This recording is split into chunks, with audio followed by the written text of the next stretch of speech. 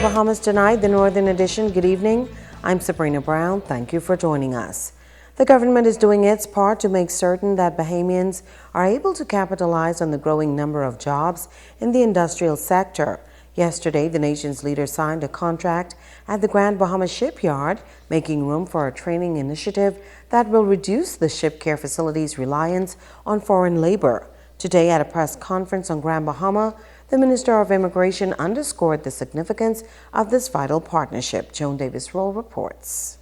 Landmark training initiatives at the Grand Bahama shipyard are said to be in keeping with the government's overall goal to promote more Bahamians becoming skilled in this area. This, according to the minister responsible for immigration, he hopes will lead to the reduction of foreign labor. The Grand Bahama shipyard, known as a giant in the industrial sector, along with the government, through a multifaceted training program, solidifying their commitment to further catapult this vital sector. During a news conference at the Ministry of Grand Bahama, a day following this historic signing, the Minister of Foreign Affairs and Immigration, the Honorable Fred Mitchell, says it is partnerships like this one that will help to diversify the workforce and empower more Bahamians. This is something which we started working on together as early as the first year in office after the election in 2012. We came here, met with the industrial sector, and said to them that there is a social contract which they have with us.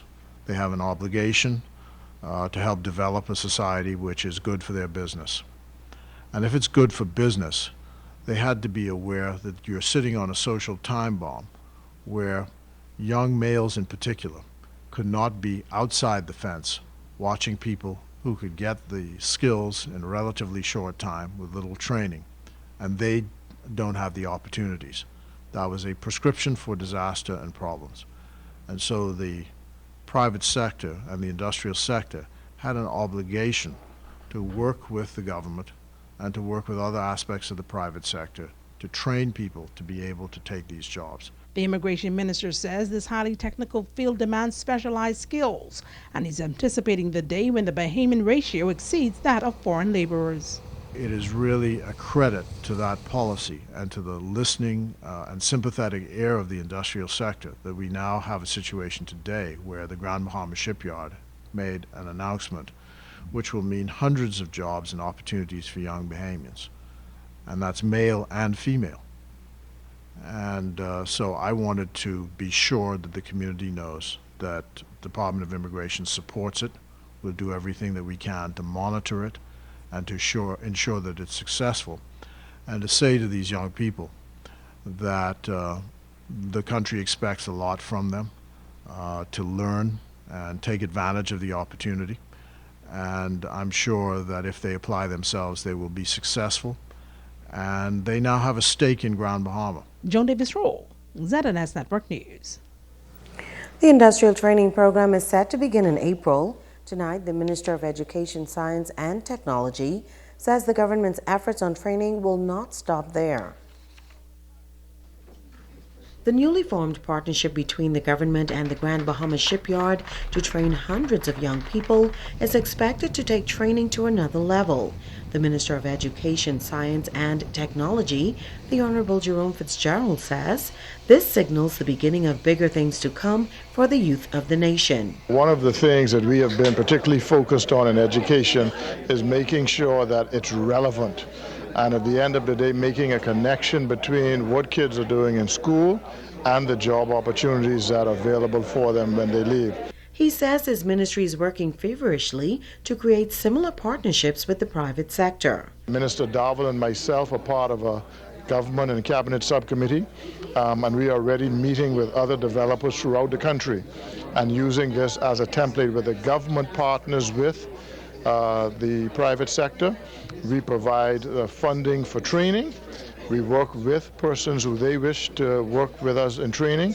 We have either BTVI or the College of the Bahamas involved, along with Agatha Marcel. The education minister explains how the training process will work. The kids will first go through the training agency, where they will learn the soft skills over a period of 4 weeks.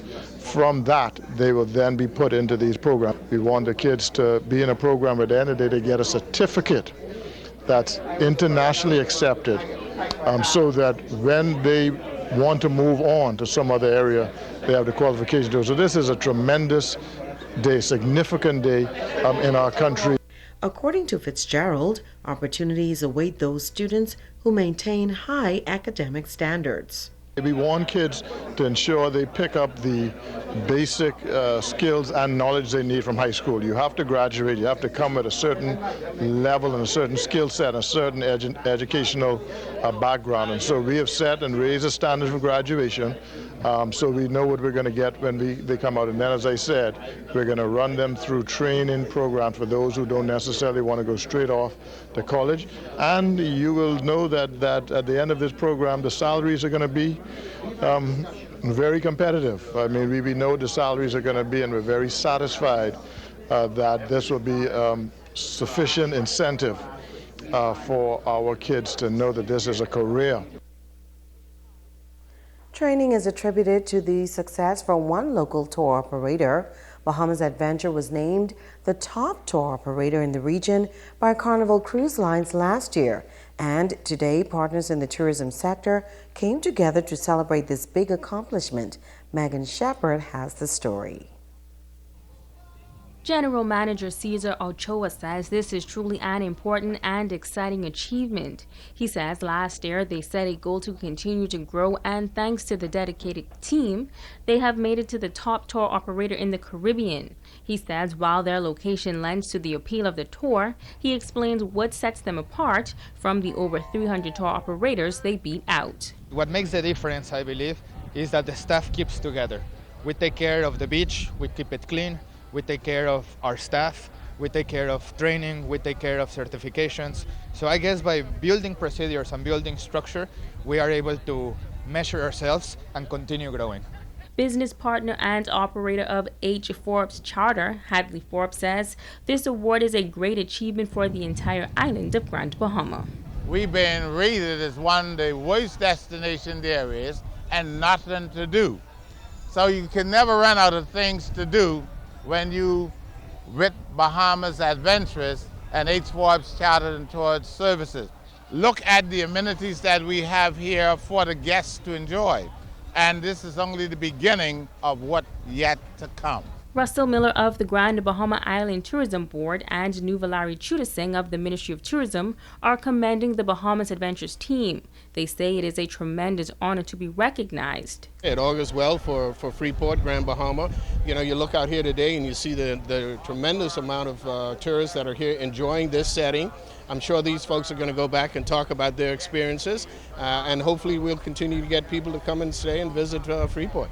It goes to show that we are capable of the level of service that our visitors expect when they spend money with us, and I think it should set an example for other tour operators here on Grand Bahama Island.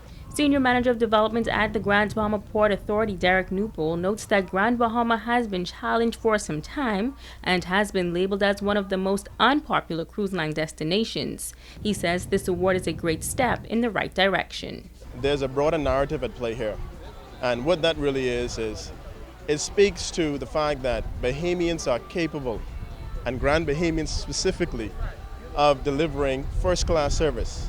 And I believe that we have turned the corner in terms of changing the narrative that's been out there on Freeport as being an unpopular cruise destination. Megan Shepard, ZNS Network News. Operation Turf Sweep taking 3 males into custody overnight. Officers executed a search warrant at a home on Bass Lane where they discovered packages of suspected marijuana. Police also locating an illegal firearm in the Freeport area. Reports say officers went to an abandoned vehicle in an area off Kennedy Drive and discovered a 9mm pistol with an empty magazine clip. No arrest was made in this matter. Investigations are continuing. Meanwhile, an Abaco man was arrested yesterday on a drug-related charge. Reports say shortly before 7 a.m., officers in Abaco conducted a road check in the area of Fire Road and Stratton Drive. They stopped a black Nissan Infiniti, and a male passenger was discovered with a quantity of suspected marijuana. Stay with us. There's more news after this.